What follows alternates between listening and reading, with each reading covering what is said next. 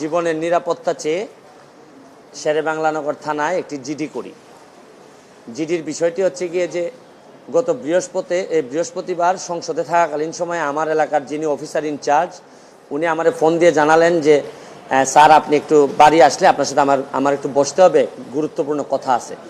তো শুক্রবারে আমি বাড়ি যাওয়ার পর উনি দুপুরবেলা আমাকে বললেন, আমাকে একটা মেসেজ দেখালেন যে উনাকে একটা লোক 2-3 দিন ফোন করার পর উনি যখন আমলে নিচ্ছিলেন না তখন উনারে একটা মেসেজ দেয় যে ওই লোকটা, অজ্ঞাতনামা লোকটা আমার সাথে দেখা করতে চায়, কথা বলতে চায়, দেখা করতে চায় না, কথা বলতে চায়।